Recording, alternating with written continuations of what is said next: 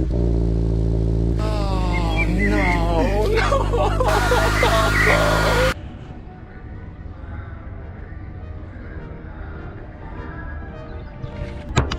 This might be one of the only times we ever see Queensland Raceway completely empty. Good morning guys, and welcome to Queensland Raceway. As you can see, it is very empty, and we are very early. We ran into none of the traffic we normally do.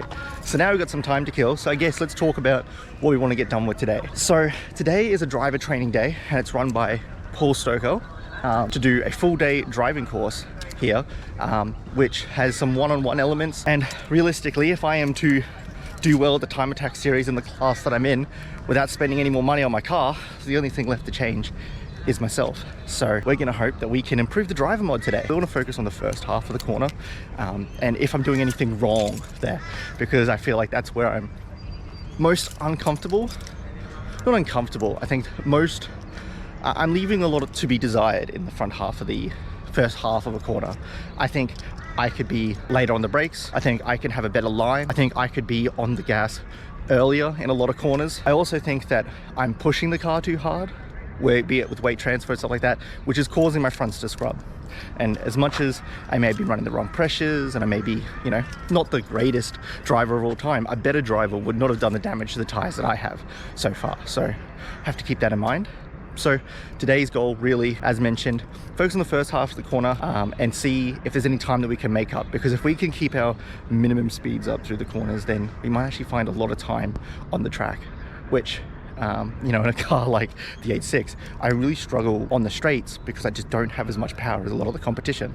You know, even an ND Miata generally has a better power to weight ratio than a stock 8.6. So while we're still very much a stock car, we need to make up as much as we can everywhere else. And part of that is going to have to be in the corners and carrying a minimum speed all the way through. So hopefully that rambling makes sense to someone who knows more than what I do. But yeah, today should be a really good day. So as we go out on track, I just want to mention a couple things. First things, we're going to start trying to do some data overlay on these videos, because I appreciate that watching my dash for the next 15 minutes is not exactly the most interesting thing in the world. So we're going to try that in just a moment. We're going to try various few methods. Love to hear what you guys think, which one is the best.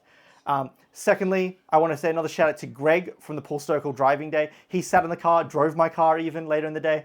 He was incredibly beneficial.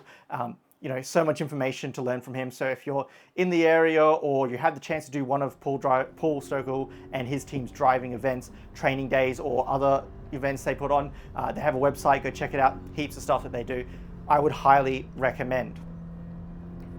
But as we head out on this first session, I want to just quickly talk about a couple of things that I'm having with the 8.6 and just generally driving.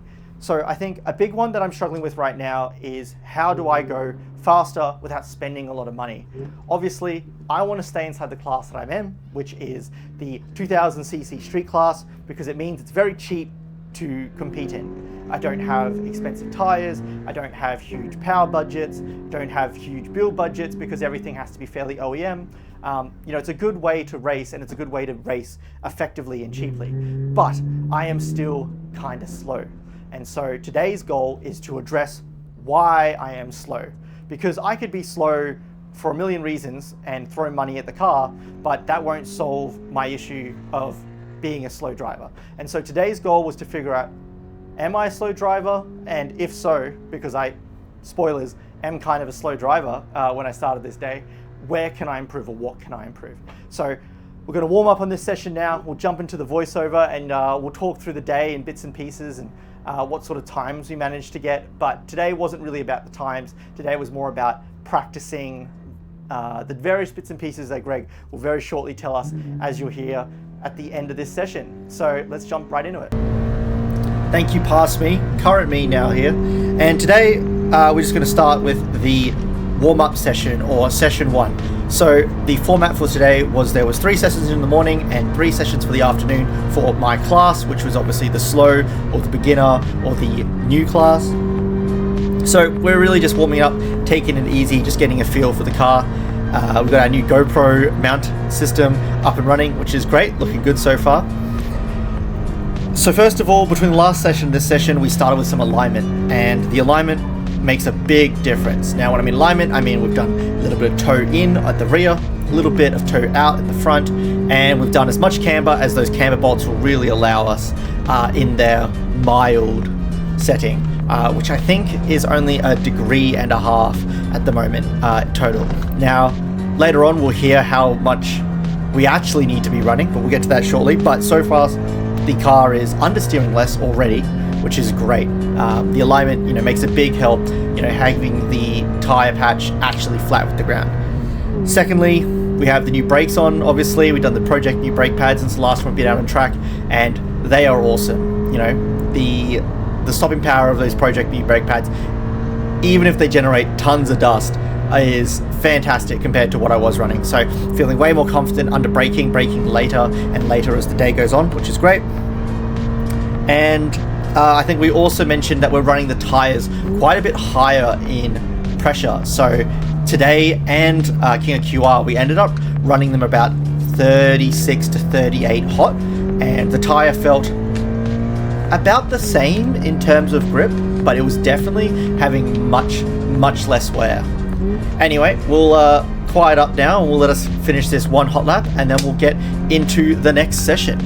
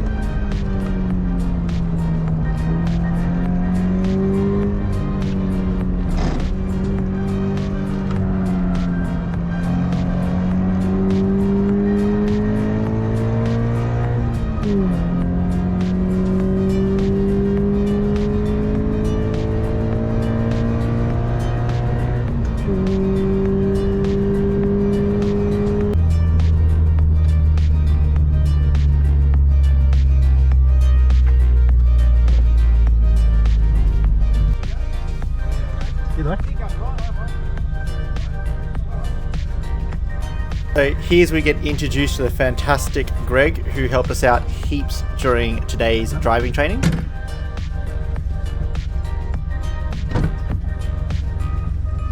How you going? Good, how are you? Oh, sorry. Lockie? Greg. Nice to meet you, Greg. So I've owned 2 of these. Oh, wicked. All right, perfect. So Paul Stokell actually bought the second one off me. Oh, wicked. He liked it so much. I went to sell it and he said, I'll buy it, Greg. Oh, wicked. So, modifications? Basically stock, catback, so meaningless, PS5s in the front, some Project new brake pads in the front, and camber bolts in the front. Right, so stock suspension, just camber bolts. Yep. And I've never done any professional training, I guess, so I don't know how many bad habits I'm going to have.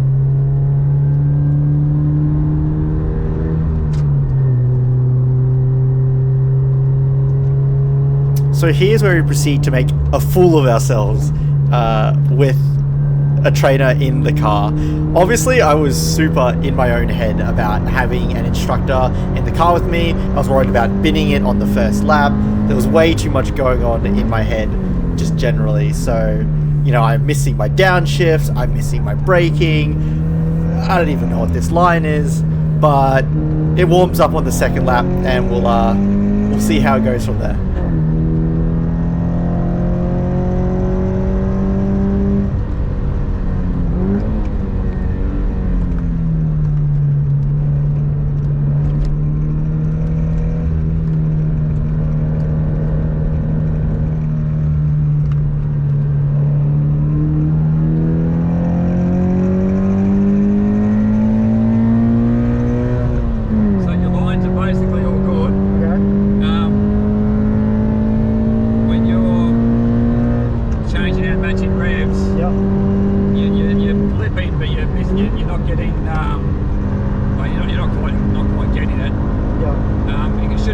like an absolute instant.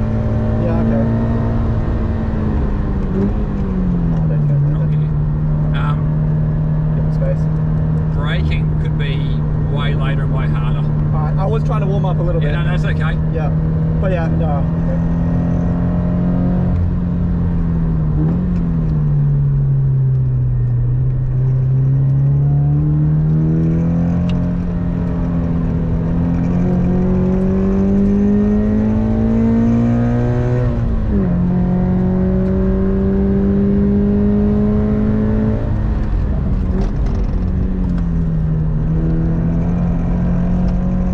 So as you heard Greg say, hopefully, realistically, wasn't driving too hard for the very, very first lap, and he was already on me about my shifting and my braking. But as I said as well, you know, I was trying to warm up, and I was definitely in my head about having an instructor in the car next to me.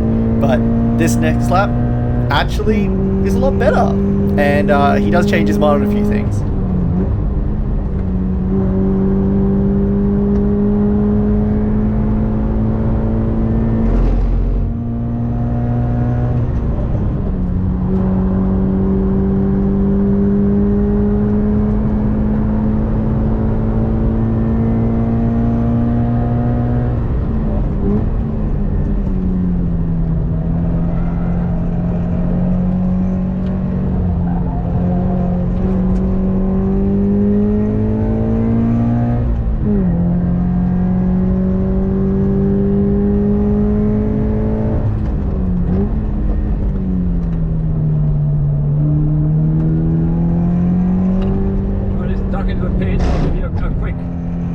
lecture and send you back out again. Sounds good. That's really, man, that's really good though. Alright, cool. Woo! Yeah, baby! I just don't want to take too much of your focus while you're driving, because you'll crash and die. Where do you want to pull up? Yeah, I'll just pull up wherever. Yeah, I'll just pull up here, there's no one. So I'll take back my original comments because you were warming up, that's cool. Yeah. Braking's good, braking's hard, braking's late, that's good. Your corner speed, like, really good. Mm. What it's lacking, and we're talking like, say, the last 5 or 10%. Like, you really are. That's really tidy. Sweet. Okay. Is getting the brake from that hard brake transition to the corner smoother. So you're braking hard and then you're cornering hard, but the little bit in between, you kind of, it's not at the limit. Okay. Yep. So 100 units of grip is all you've got. Yep. So if you're braking flat out, you've used 100 units of grip. Yep. You can't turn. Yep. Because there's no units. So that's you giving up some brakes to turn. The more you give up, the more you can turn. So the car's fully loaded, and you're turning in, and you're giving that grip up as you get into the corner. That little bit there is where it's missing. You've braked hard. Yep. You've sort of come off. You've turned, and then you're cornering hard. But the transition between the two is not sort of seamless. Right. So I need to be either reduce the time between I'm asking for cornering and the end, and like I'm starting to release the brake, because there's like a transitional period where I'm sort of doing nothing. Yeah, a little bit. Yeah. Okay. Like ideally you want to be braking, particularly in the type 1 type, right up to the apex, tapering the brake off. Okay. So you've braked in, your straight line, which is good. Yep. But then using that first half of the corner to keep braking.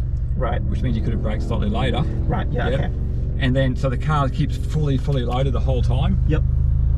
And then or fully loaded in the corner the whole time. Yep. And then from that point, you then feed in power. Right. So you had 100 units of grip now in the corner, which you were using that like we were like close to the limit. Yep. Yeah. But your transition between the braking and the cornering wasn't using 100 units the whole time. Right. You were kind of braking, giving it up a bit, and then hooking to the corner fast. Right. So a way to kind of approach it is probably like try and keep stepping my initial braking point further back, so that if I want to maintain the line, I have less time of, all right, now I'm in like a transitional state where I'm doing nothing, and then now I'm like turning. So I'm like braking hard, I'm braking just as hard, but I'm braking a little bit further deeper, and then I'm letting up as I'm turning, rather than trying to do that right before I start making you're going to brake into the corner more. You don't want to be braking hard into the corner, so don't do it all in one big hit. Yeah. But creep in so that you are trail braking right into the apex. Not so much on the high speed corner because you'll spin. Yep. But the particular tight corners, you can squeeze. Particularly these. When I used to race mine, in the real tight corner, you simply keep squeezing the brake until the car turned for you. Okay, all right. Yeah, like you just keep. So the other thing where you are, even though you are driving close to the limit, to be at the absolute limit, right? You can't judge the limit because it changes. You need to get up to it, go past it, and you're going to play with it the whole time. Okay. So that's where you are. You're sitting like just below it, like really smooth, really clean, really quick. But the person that's working at the limit is going to be passing you by half a second a lap or something. Because the whole time the car's playing just not too much because that's slow. Like if you're actually having to like do that, you're going slow. But they're just dancing around that line. Whereas you were not. But super smooth, super clean. Does that make sense? Yeah, it makes sense. Is so, there's another 5% where I'm just sort of not asking it. I'm just kind of cruising in that last 5%. The entire time. You should be on limit. At the limit. Okay. But I'm being really picky because that was really tidy. But you could squeeze more out of the entry into the corner. Not so much. Your braking was good. Like that was really clean. Like we're on the brakes. But brake more in. Be aware that the back might try to come around. But that's part of. Then you can, if that happens, you can jump on the power, throw the power back, and you've got the car playing. So actually, on that, so in the 4-5 area, like in the switchback, as you come over where there's like the crest, right? When you come through and you're turning back to the left, I've been like slowing a little bit, as probably a little bit to there, and then getting on the power later. Because when I come out of it, if I'm on it like the first couple laps today, when I'm on it, I'm doing a bit of a correct because I'm like whatever. And so that point I was like, oh, is that too slow going through there and having to correct through there? I mean, it feels fun, but it's not. I'm not sure if it's like for that particular corner. We're getting to a point. This might be slightly like off topic, but in that corner, it's like, oh well, now like there's a limit there, and I'm catching it. So I should be trying to find that everywhere, even when there's not a crest that's upsetting the car when you go over it, type thing. So the big difference is that slow as a correction, small adjustments combined with probably bigger adjustments of your foot. So if you're a mid corner, right, and you take your foot off, the car will just tuck back and slow down. If you floor it, you're going to spin. Doing that has minimal effect. Your foot has a huge effect. So it's the balance of little bits of that and little bits of that. More modular. To play with the limit, whereas you're kind of like sitting there and just going, I'm at it, and you're fucking close to it, all right, the whole time. But at no point are you over it and going, right, there it is, and being comfortable just to like drive up to that limit and just play. That makes sense. And so realistically, that's all I need to go do, is I need to go out and find the limit. As much as my brain at that time was absolutely exploding with the amount I was trying to retain, when I look back at the footage now, and I chatted with Greg later in the day, what it really boils down to is that I just wasn't pushing that last 5%, and I was holding myself back because I was either worried or I was cautious, or I just haven't built a habit of actually searching for that limit. And so I'm driving 95% really, really well, and it means I could go out and hammer 5-10 laps in a row and never go off and never really have an issue and never really have a moment. But I'm going to be losing so much time and leaving so much time on the table because I'm not pushing that last little bit. And part of me obviously is, cautious to go out and go send it, because you don't want to put your car into a wall in the dirt. You don't want to be that person. I think everyone can, appeal to that. Like, they don't want to go out and be that guy. But it was pretty great knowing that reality is I actually should be going out and trying that now, that there isn't anything really holding me back other than myself. My lines are good, my braking is good, I'm braking hard, I'm braking late, my mid-speed corner is great, I'm not over slowing the car, which has been awesome. I just need to push it a little bit more to find that last 10%, last 5%, and really eke out everything I can get out of this car. Which is, again, the whole point, right? Is that this car isn't going to be the fastest car around this track if I put it up against an actual race car or anything with more power. So I want to extract every little thing out of this car that I can. 20 minutes later. Alright, so we got told we're kind of pussyfooting it through turn 1. So let's not do that, eh? As crass as it sounds, it's basically the conversation we had in the pit lane. And so I was speaking to Greg and I was speaking to shout out to Laz, and I was talking about my turn 1, turn 2. And I was saying it feels a little bit awkward when I started pushing at the end of session 2 and trying to throw a little bit more caution to the wind. I noticed that it actually felt quite jarring in the lap. You know, when I'm driving everywhere just below the limit, it doesn't feel that bad, it feels about reasonable. But when I started thinking about it more and more in the conversations we had, it made me think that I'm approaching turn 1 and turn 2 completely wrong for my car, and I can carry way more speed. But I think a big part of it is just confidence, right? Because we're talking about my entry speeds into the corner, and we're talking about how fast I am coming into turn 1 and when I'm braking. Because I was talking about how, you know, it's hard to keep up with some of the cars you'll see in this video absolutely just disappear from me down the straights, and I'll catch them in the corners.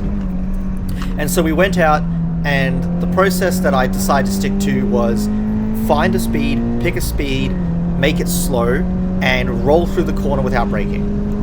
I think I started at like 110, 115, and we're just here. You can see I've already left off, and I'm just waiting, and I'm trying to roll through the corner at that speed without braking, without changing down. And, you know, that was a great success. This was very, very easy for the car. Basically didn't touch the throttle the whole way through except to maintain. And now we're back through turn 2 and we're on the rest of the lap. And so the focus was to do turn 1 at multiple speeds in multiple laps, slowly building up my confidence to figure out what sort of speed can I actually get through that corner in without going off. So obviously I promised some science for you, and here's the science. This is the first 2 attempts at the run, 110, 125 kilometers an hour, near enough. Obviously going into this turn I'm not eyeballing my gauge, but that was what I was trying to hold the car at as we approached turn 1. And the car and these clips sync up at the cone at the end of the pit lane right here. And so here you can see already, and obviously I'm so much faster through turn 1 at 125 kilometers an hour, and I'm already at the next set of cones and up through the next corner, while at 110 kilometers an hour, even though I already got back on it at this point, I'm just lagging behind. And it shows how impactful overslowing this corner can be. So as we roll into the next lap, which was the fastest lap of the sprint layout for this day, and it was a pretty good time. It was a 64.2 compared to the 65s we're running at the start of the day. And as I've already touched on, really it just comes down to carrying more speed, being more confident, and targeting the limit rather than just sort of coasting through these corners.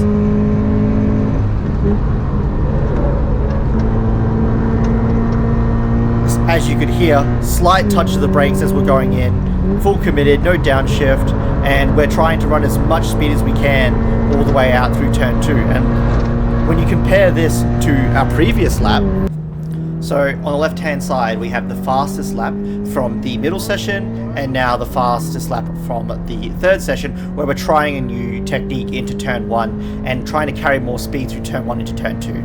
So you'll hear on the left hand side I'm still braking and downshifting to third, where on the right hand side I've just kept my foot in it, and you can see, you know, we've gained a couple meters on our slower lap. Now, being in a lower gear does mean the acceleration halfway through this turn on the small straight does catch us back a little bit, but by the time we get to the exit of turn 2 and we see the difference between curbs, there's no doubt in my mind that obviously this way is a faster way of driving, and it makes sense. We're putting more effort into driving faster, maintaining a higher speed. We're not, you know, doing too much by changing down and braking too much. Whatever. So towards the end of the day, we also managed to get Greg to drive my car for a couple laps and give his take and feedback on how the car was performing and handling, as well as anything I could do in the clubman to sort of speed my times up. So you're going to stay out like this, you come in, yep. Just touch at one point. Yep. So like brake at the end. Brake in a straight line. Yep.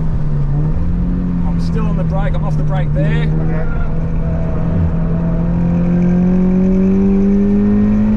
Touch the brake so you can turn. Okay.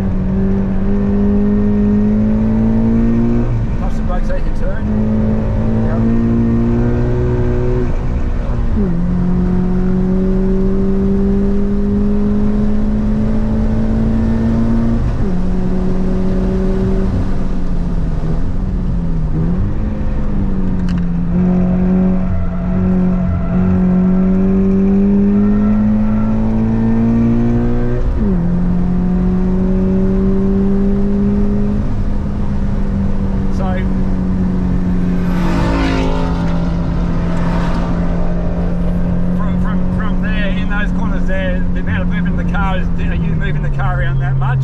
Or more or less? In turn 6, no. In turn 6, I'm still trying to figure out running it through there. And then in the inside here, in the this double back, I'm not braking. So you're like left foot braking. No, right foot braking. Okay. I'm just like not braking at all. So the reason you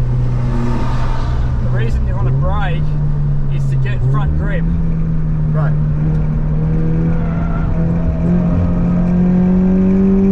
So if we touch the brake, right, we get the nose in like that. Yep. And I'll flat to the floor. Yeah, yeah. You feel the back crawling. Yep. Touch the brake, turn it in, flat to the floor. Yep. Yeah, right. That makes sense? Like, Yeah, because normally I come through there, and then when I do the left, you go through the double back, and I'm on left. I'm like down to second, and then just like modulating it throttle wise. I'm not actually braking.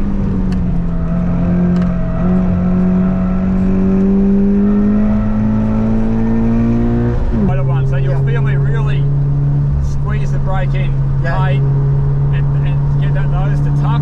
Yep, okay.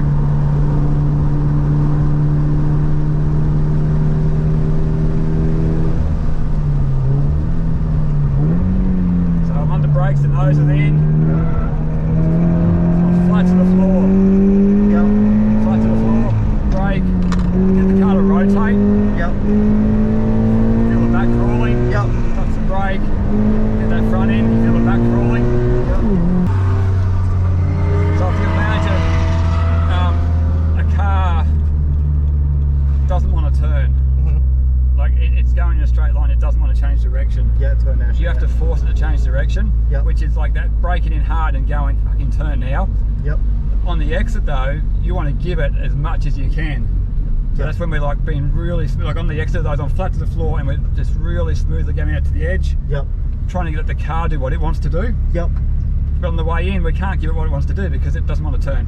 Yep. Yeah, so because you're lacking a bit of front grip, Yep. that braking in quite late, a little bit aggressively, Yep. and I'm turning reasonably aggressively, Yeah. but the front's turning, Yep. and I'm flat to the floor that whole time then. Yeah. Yeah. Yeah. Instead of like say waiting for the front to grip or waiting, I'm literally like I've turned and I'd call it when I did. I was just pin it and it was hang on. Yeah. And, Okay. and you can feel the back just kind of, Start to skitter around. Yeah. which means I can stay on the power of the steering. When you're understeering, you can't. You're just waiting. Going off sideways. Yeah. Yeah. Whereas at no point was I going to like understeer off the track because I've got that car turning. Yep. If I'd gone in more gently and smoothly, Yep. it would have just like done a nice big understeer. Yep. And if you're not braking in those tight ones, even if you speed-wise could get away with it, if you don't brake, the front's light, it's not going to turn. Yeah. Okay. Yeah. So you might get into it and you might even survive it, Yeah. but did you come out as fast? And, Yeah. and get on the power as soon? Yeah. I mean, like, I think in the second half of it, when you go from second to third, like normally I feel like through there, like I'm like flat once you get halfway on those, like I'm like flat as you're about halfway on the rumble strips on the right hand side before you turn left again, and I'm like flat in third the whole, like going up to third, going the whole way out to the out hand side. So that feels fast, but yeah, I just don't brake, especially in that first half. Like that first cut over where you're like hug all the way to the right, then you like touch the brakes, you're like in hard onto the left, hitting the curb. Like I'm not doing that at all. I'm across there, I'm following that line, I'm obviously slower, and I'm like throttle modulating to like get the car around. Yeah. Yes. Yeah. So, and that's not as fast, obviously. Yeah. So you want it to be that really clean, but you have to tell it to turn, you have to force it to turn. Yep. Your front end's not perfect, so braking in while you're turning. Yep. And then jumping fast on the accelerator. Yep. And then you make that judgment right then. Did I get away with it? Can I keep up it? Yep. And then if you get away with it, you can just keep that power on, and you feel that slight pull. Yeah. Which means we've got it now. Like, and you just let it just use that whole track to like build as much speed as possible. Yeah. Yep. So we go back out. This is the final session of the day. We're trying to show what we've learned, putting it all together. But by this point of the day, we've done nearly 60 laps, and I was just making silly mistakes like that, and I was just falling apart. We get to the braking zone here for turn 3.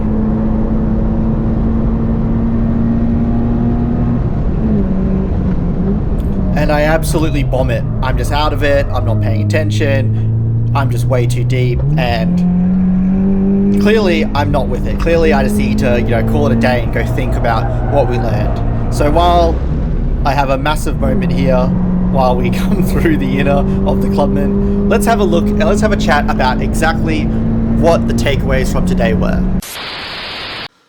Recap time. So, positives. The car's in one piece. Fantastic. We got tons of laps in. We got nearly 60 plus laps. So huge thank you to Paul Stokell and his team for running today. It was a fantastic layout. And then thirdly, we got some valuable advice directly for our car and for our driving style. So let's, talk about what that really was in summary.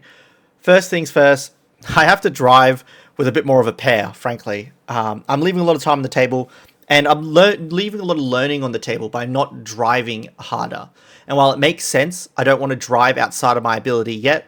I've been reassured by Greg and a couple other people who are watching my driving during the day that realistically, I just need to start. I apparently have pretty decent reactions and pretty decent driver skill everywhere else. I'm at the point where the only thing to do next is to just drive harder and try and drive faster. So that's what we're going to do. Let's keep sending it into turn one and find out where else we can send it. We need to figure out how to dance, play with the car, as Greg was saying, and we're only going to find that on the limit. The next things that we can get into is, using brakes more in the corners, which sounds counterintuitive in some corners, but obviously it makes sense when you consider the likes of the inside of the Clubman. Before, I was rolling through trying to maintain my momentum, but obviously it makes a lot of sense to get that forward grip. When we think about the unit circle, get some grip back towards the front and be able to get more turning command, you could say. And then finally, it turns into the car. Now, I had lots of conversations with many people on the day about the car itself, and Greg was very, very helpful lending some of his setup tips, but we have a new camber adjustment target where we're going to try and hit 3.5 or so in the front, and we want to try and get 3 mil of toe out in the front. And that's a little drastic for a street car, but it's worth trying because you can always revert it, worth trying and see how it feels on track at the next track day. And then finally, the next step to go is some better tires, especially if I want to compete. And you'll see this all in the King of QR video. If I want to compete with the people in my class, the biggest limiting factor is that I have a significant tire deficit. And Greg made mention outside of the video that a good step would be for me to go to better tires, that a better set of tires would not be wasted on me, that there's not more driver learning that I need to do to take advantage of new tires. And in fact, it might be good to, push my skills to that next level by forcing me to drive a better and faster tire and find a whole new level to unlock. So there's a lot there to recap, there's a lot there to do, but this is already a nearly 35-minute video. So thanks for watching, and I'll see you next time. Thanks.